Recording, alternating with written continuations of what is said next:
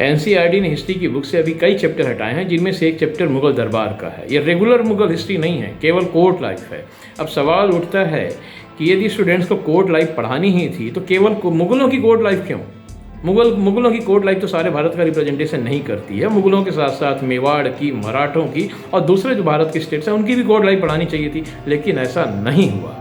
अब एक जो ज़्यादा सीरियस बात है वो ये कि ऐसा लग रहा है कि इस चैप्टर में कंटेंट पर जाएं तो जो मुग़ल दरबार की कुरीतियाँ थी उन्हें जस्टिफाई किया गया।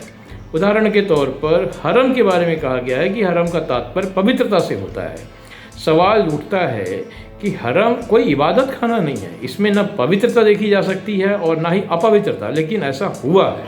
और एक जो तीसरी बात है और इम्पॉर्टेंट है वो ये है कि इसमें अकबर के जो अच्छे कार्य हैं, जैसे उन्होंने रामायण का, महाभारत का और यहाँ तक कि अथर्ववेद का भी संस्कृत से फारसी में ट्रांसलेशन कराया था, उसके बारे में एक शब्द नहीं है, कोई जिक्र नहीं किया है, जबकि इससे भारत की राष्ट्रीय एकता स्थापित होती है। भारत की आज़ादी की लड़ाई में गांधी जी सहित अनेक महान नेताओं का योगदान है और गांधी जी के प्रति तो हमारे प्रधानमंत्री मोदी भी श्रद्धा रखते हैं। गांधी जी को आज़ादी की लड़ाई के इतिहास से नहीं हटाया जा सकता है, न हटाया जाना चाहिए। लेकिन जो चैप्टर एनसीईआरटी ने हटाया इसमें बात दूसरी है।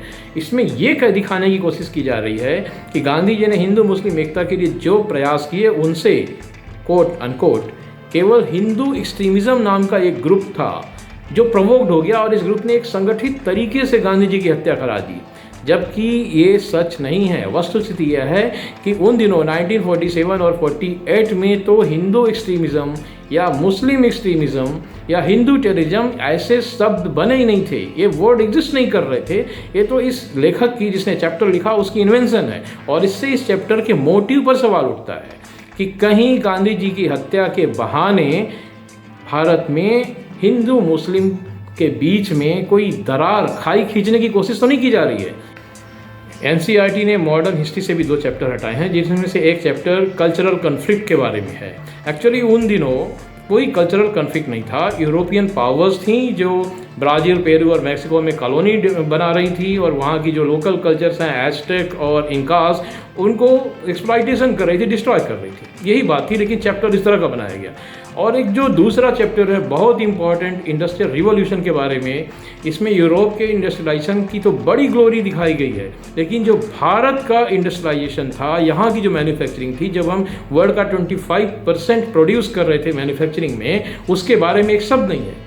उदाहरण के तौर पर 1845 में रविन्द्रनाथ टैगोर के ग्रैंडफादर द्वारकानाथ टैगोर ने रेलवे लाइन बिछाने के लिए ही अंग्रेजों के पहले एक कंपनी खड़ी कर दी थी, जिसमें उन्होंने यूरोपियंस को एम्प्लॉयमेंट दिया था, पार्टनर भी बनाया था।